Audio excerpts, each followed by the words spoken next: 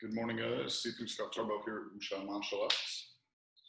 Today we're going to be taking a look at part 2 of our mid-level sensitivity training, different reactions that we can have. So a few weeks ago we took a look at how we can use Bong Sao. Right? Remember, we have 4 major activities or sensitivity training that we can use when we deal with the mid-level. So when we're going forward, all right, something coming to the inside, we talked last week about using the Jump Sao, right? If something is coming to the outside, of course, we can use the Bong Sao. And last week we mentioned a little bit that if something is coming to the inside, but then it starts to push my arm out, then we would take a look at the Cow Sao. So today, without further ado, we're going to take a look at the Cow Sao and see exactly what is the Cow Sao used for and how can we use it to go from kind of a reverse Bong Sao position back into the center line. So let's get started. So last week we started in a good character 2. So we set up our stance, right? And then I had the right hand forward, left hand back. Right now from here, I'm just going to move forward because we'll do stationary first. Right? We talked about if I was going forward, right? Maybe I was going forward to punch, or the months I was going forward to feel, right? And I received some pressure on the inside of my arm, but it's coming this way to the logo. Right? From here, right, what we do is we stick to this and we turn slightly in the Junma, like that. Right, so remember, in Wing Tsun, we have this saying that if the body is moving, that the arm typically is not moving, right? And that if the arm is moving, typically the body is not moving. So, not in all cases. So, but in this case, as I go forward with the Man Sao, right, this is going to assume the Jump Sao position, and then I simply turn my body. Now, a common mistake that a lot of people make, right, is when they go forward, whether in Lot Sao or Chi Sao or applications or the sparring, right, they'll go forward, and then when something starts to come inside, right, and it's sticking, they try to move their arm before their body, right? And the problem with this is if this guy is really punching, right, and then you push his arm, if he's a good Wing Chun guy, he's going to run around that pressure. So the idea is that I have to match his timing and his speed and his pressure, right? So initially, so when I go here and the pressure starts to come in, right, I want to assume this Jump Sao position. Remember, Jump Sao just means the sinking arm, right? So I'm just sinking my arm onto the center line like that. So if he's punching and he makes contact with the inside of my arm, I sink a little bit, and then I turn my body. But you see, this doesn't move at all, right? It stays right there, right? So that's the first thing kind of to think about when you're doing the Jump Sao, because I know maybe you've been training last week's video, and you just want to be careful. So you go Jump Sao, turn, and then, of course, if you are adding all of these other things afterwards, the stepping and switching and all that stuff. So today, we talk about the idea that if I go forward, right, defensively, maybe to feel, right, I send this guy out, and now I get pressure on the inside, right? But this time it's going to push my arm out, so it's pushing this way. So from here, I'm going to let this collapse into a Bong Sao position, right? And this is still here. His punch is still able to strike me. So I'm going to turn my body. And you notice this is the same thing, right? So I'm not like moving my arm to the side this way, right? When I go here, and this goes into a Bong Sao position, now as he continues to punch in, right, all I do is move my center line out of the way so that his punch now is going off to the side. Right? So 1, 2, and I turn.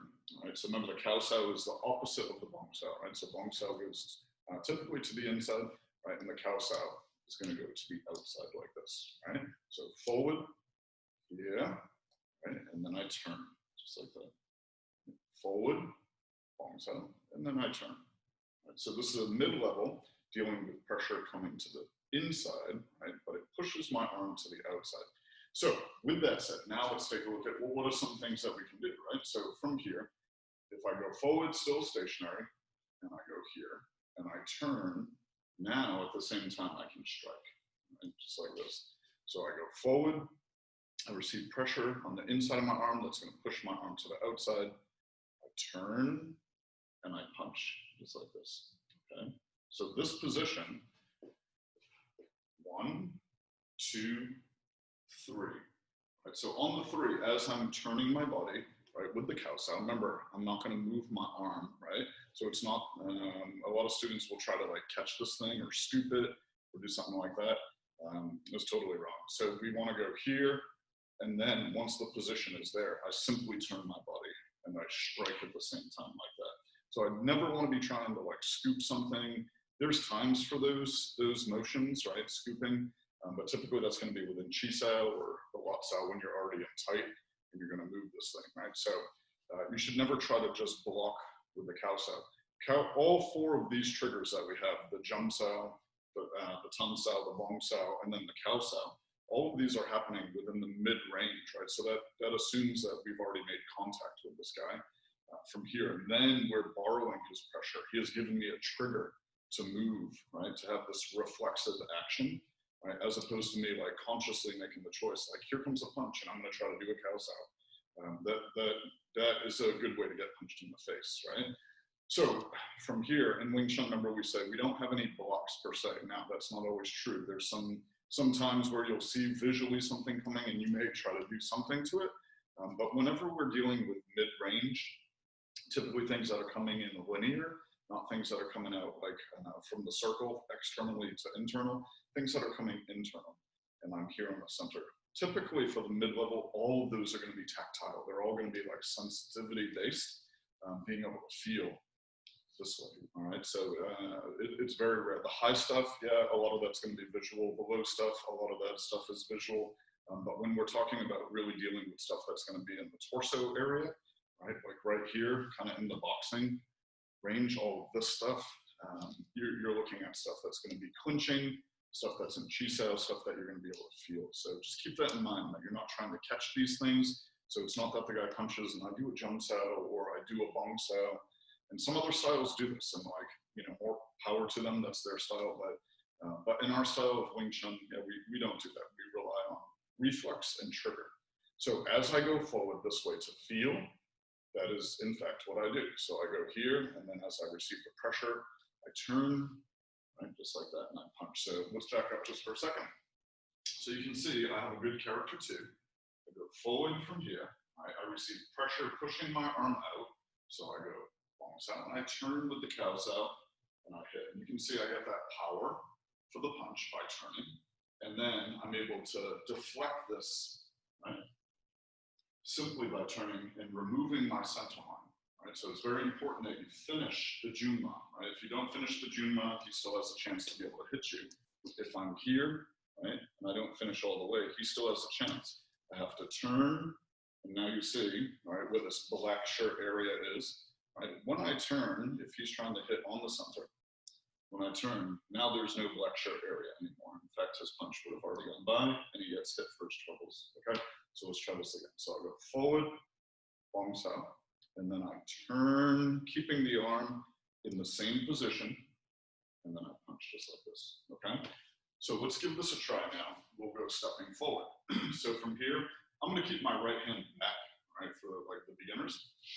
So from here, I'm gonna punch from the backhand, and I chin bow, stepping in, right? Now I receive that pressure, so I'm gonna go bong sao, right? But now, if I just try to turn my body, it gets a little bit weird. So I'm gonna step back to character 2 and turn and punch like that. Trust me, his force, when connected to your arm, is gonna make you wanna go back anyway. Right? So it's not that you have to make the choice. You'll feel your structure start to break a little bit, and that's fine. Turn, and then I go here. All right, so again, I punch off of the backhand with the right hand, and I step in with the right foot, chin bow. Right, and now, as I receive the pressure from the inside, pushing my arm to the outside, I go here and step back, and then turn, just like that. So the right foot, right, as I punched forward, and I receive this pressure pushing me back, I'm still technically in this like low elbowed position, right? I've done a little jump sao, but I haven't turned with it, right? So I sink the arm to receive the pressure, and that pushes the right side of my body back. You see that? So right side was forward, but then I get pressure pushing me back. And now, right, from here, as I go back, this goes here, and then I turn like that. Now, of course, all of this will eventually happen simultaneous, where I go like that, and it happens, but it's not that I'm scooping it, it's that I receive the pressure, and then I turn, and I punch, just like this. All right, so again, right hand is back, I step in and I punch, here. I sink the elbow, step back with the right foot, cow sao, step back with the left foot, and I turn and punch at the same time. So turn, deflecting his power with the cow sow, and then I punch, just like this. Okay, punching in, all right? Now I sink the elbow, step back with the right foot, make the cow sow. Now I step back the left foot, turning, and I punch onto the center line. So if my punch in position was here, all I do is turn like that. And you can see I'm sinking, weights on the back leg, right? And one more time, punching in. All right, this one, I sink back, so sink back, cow sow, turn and punch. And you can do this stationary as well, right? You could go punch, sink, cow sow, turn and punch. Right, so I could go from the backhand, right? And if you wanted to pock, you could practice your pock as well, or you could just punch over, it's your choice. Yeah? So I can go pock and punch, right? Sink the elbow, cow sow, turn and punch, like that. So a couple of ways that you can do this thing. All right, so we'll go here from the side. Right? So if I pock and punch, right? I sink the elbow, I go cow sow, and then I turn and punch. So this is more of a stationary option for you. Pock and punch, sink the elbow, cow sow, and you stance turn. Remember, when you stance turn, right, if you're in character 2, only one foot has to turn. And because I'm already in character 2, where both feet are turned in, that means to alleviate pressure and gain power, I simply have to turn one foot. Now, one thing to think about too is when you're turning the foot, right, there's only one foot is turning. If I'm already in character 2 and I have this adduction, I'm squeezing the knees together, when I turn, I don't want to lose the adduction. So oftentimes students will do everything right. They go forward, they go back, they sink, but when they turn, they lose all of this adduction. And then it's easy to like throw them away or just push them around. So you really want to be able to sink like that. Because later there's going to be stuff where you're kicking when you're going back and you're going to need that weight on the back leg. Or there's stuff where you're going to have to defend some takedowns or something like that. You need your root. So when you're training this, make sure that you always keep the adduction. Now, sometimes as you're flowing through different structures transitionally, yeah, the adduction is going to loosen up a little bit. But anytime I'm trying to root in, right, I have to sink it in a little bit. So from here, right, if I have a good character 2, and I pock and punch like that, then I sink my elbow, go cow sow, and I turn. I should still have the adduction. I loosen a little bit and sink. You see that? Here, at the same time. All right, so pock and punch, sink the elbow, cow sow, turn, punch. Now, if we're doing this moving forward, right, it could be that I pock and punch, it could be that I just punch, it's your choice. Right, so I go here, and now I get pressure pushing me back. So I step back, sink, cow sow, turn and punch. And maybe I pock and punch, stepping forward, I get pushed back, I sink, cow sow, turn and punch. And one more time. Pock and punch, sink, cow sow. All right, from here, right, as I get this, sinking, cow sow, turn and punch. And one more. Step forward and punch. All right, I sink the elbow, back, cow sow, turn and punch. Now, obviously, we're breaking this into a lot of steps. When you train this with a partner, right, a lot of those steps are going to be eliminated, right, because they're going to really give you some pressure and give you some force to use. So when you're training it in the beginning, it's always good to go like 1, 2, 3, 4, 5, and like do the dim chain, right? All points are clear. That means that you're just checking like each position is very defined. It has a stopping point in case it was something different. Right, so if you're going forward and pock and punch, or stepping forward and punch is your first point, right? Then sinking the elbow would be the second point. Now, when I first started Wing Chun, or this style of Wing Chun, when I started Sifu Jeff and the NBTO, Grandmaster Wellington, Grandmaster Hitman style of Wing Chun, we didn't really have this dim ching thing. But when I started with these guys, my old style didn't have it. But when I started with these guys, we focused a lot on the idea that you know, if you were going to travel across country, you know, a lot of other styles would just get you on the plane and you fly there and it's one way, right? That means that once you've committed to something martially, right, you don't have a choice anymore, that you've just like there's no stopping points for like reflexive triggers or checks or actions, feeling points, if you think of it that way, right? That you would just go forward, bam, bam, bam, and the motion was already set, right? It's like a powder keg, right? Like the fuse is already set, and then boom, it just blows up. But for us in our style, dim dim ching, all points cleared, means that I have some kind of like stopping points like in the middle of what I'm doing, so that I can feel in case I need to make an adjustment. So an example of that is if I step forward and pocket punch, right? First thing I do when I get inside pressure here, like he punches inside and it's sticking to my arm, is that I sink the elbow. That's the first thing before I do anything else, because I was out there and now I have to like kind of sink in. So this is the first point, right? This is a stopping point. So now, like if you were traveling by bus across the country, maybe you stop in Boston, right? And now maybe you like, I don't know, you stop in Minnesota or something like that, right? So you stop here, right? And then you're like, okay, should I be going this way? Should I be going, this way? So it gives you an opportunity at that point to feel what it is you're supposed to be doing. And eventually, right now you might have to think about it, and that's fine, that's part of the learning process. But when I go forward and then I sink, eventually you won't have to think, you'll just feel like, it's this way, boom, and you go. Or it's like, it's this way, and then you go. But the dim dim ching gives us all these like stopping points where I go, right, I sink, and I'm like, okay, what is this? Maybe he punched a second time. He punched once, and then all of a sudden he punches again, and I have to feel this and go.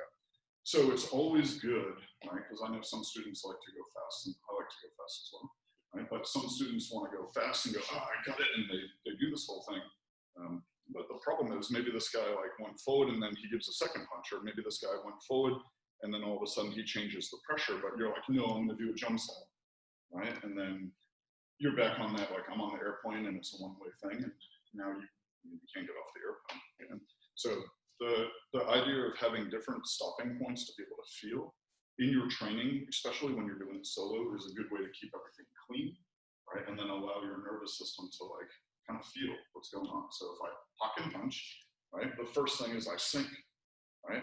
The second thing is I get pressure pushing me back, right? Now I go cow sow, then I step back and punch like this, right? So I strongly suggest you try breaking it up like that, and always starting stationary. So like here, starting with the first hand, just sinking, cow sow, and turn.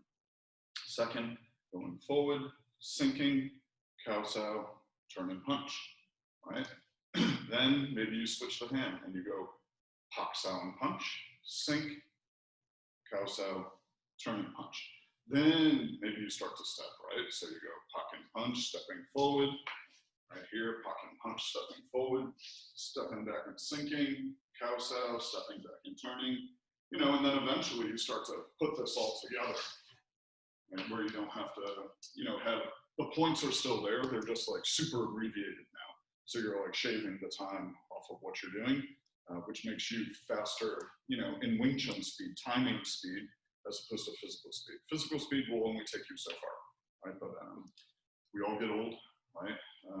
Fast twitch doesn't work so well, reflexes don't work so well, so it's better to have like these stopping points to feel, right? What's it gonna be, and then allow your nervous system to kind of take over at that point. Okay, let's add one more piece here before we end this particular lesson. So now I'm gonna go stationary from character 2. So I set up a good character 2, right? I'm gonna start left hand forward, right hand back, I pock and punch like that. Now, first thing, right, I'm gonna sink the elbow, and then I get pressure pushing outside. So I go cow sow, I turn and punch like that. But now, this hand's back here, kind of awkward, it deflected, cool, but I wanna get it in the mix. So from here, I'm gonna pock and punch and turn straight like that, okay? So after I deflect and I punch, his arm is still out here. So I go, and I'm gonna pock his arm down and punch. All right, so from here, all right hand is back, left hand is forward. I pock and punch like that. I sink the elbow, cow sow, and turn and punch. Now from here, the punch becomes the inside pock, and then the hand quan sows inside. And I straighten up just like that. See, so I went from the turn to deflect, but now, right, I turn my full attention, my full power onto the center line facing this guy. And so from here, left hand is forward, right hand is back. I I can pock and punch to begin.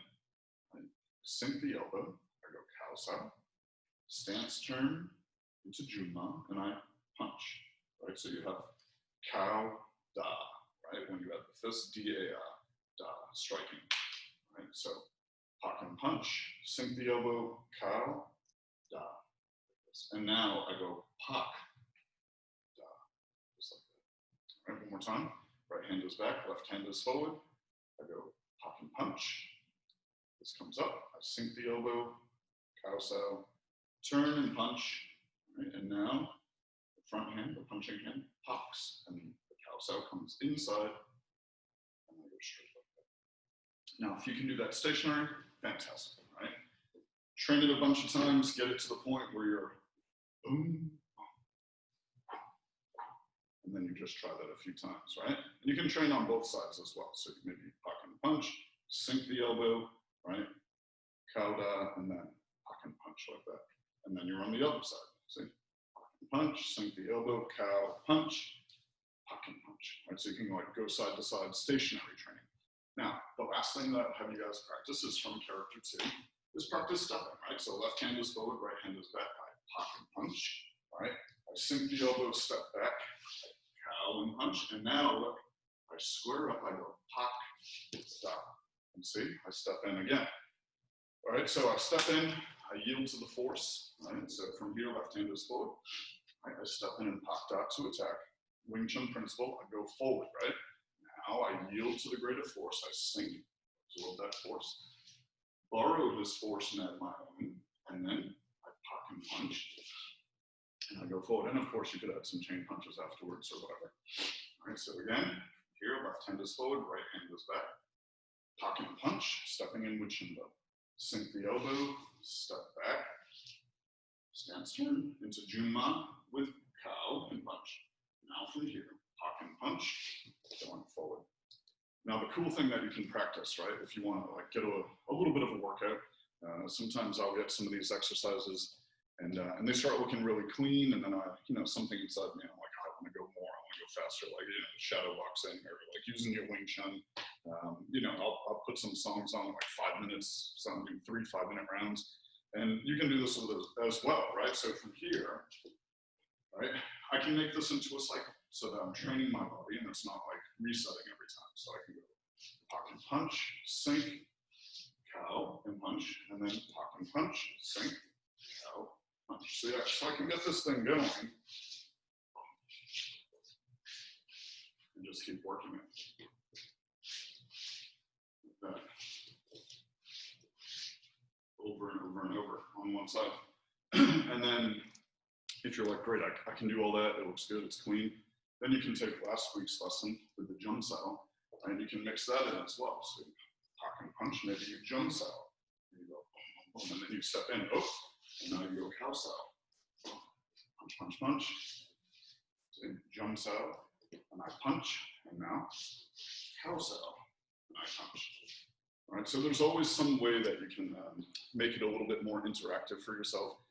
Get a little workout, make sure you're breathing as you're doing this. This is a good workout here, sinking. And you can do it stationary as well. You could just go here, boom, boom, boom. Sink with the jump sao punch. Go here, sink, go with the cow, and pock, back in. Jump sao and punch. Right, go forward, sink, cow sao, pock and punch.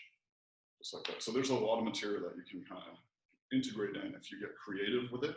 You start to think, right, get your feet moving, and get all this, and get a good little workout. Try it for 5 minutes, really, really slow. And then if you're like, I got it, then, pick some favorite songs, throw them on, grab a 1-minute break in between each song, and just work. And every round, you try to get a little bit faster, a little bit smoother, root gets a little bit better, the adduction is stronger. And I promise you, you keep doing these things, and your Wing Chun's gonna, go from this kind of superficial level, and it's gonna go to a whole nother level. Right, so if you practice this, you train diligently. As Sifu Jeff always says, repetition makes the master, and we're all striving for that mountain. Right, so the more reps you can put in, the more diligent practice you put in, like keeping it clean, dim chain, and all those things, good structures.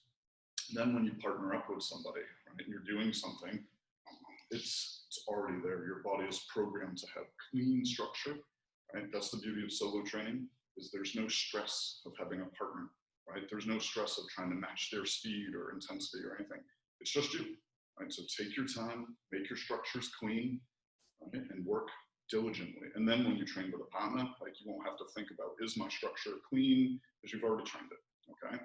All right, it's like sharpening your sword, right? If you're sharpening that katana over and over and over, and that thing's like cutting through paper, right? It's like super sharp.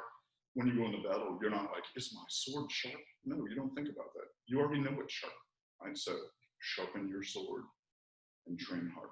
Okay, I have to teach class. So anyway, if you have questions, shoot me an email, or you can talk to me here in the school after class when I have a little bit of free time. You guys train hard to be soft, all right? Have a good weekend, guys.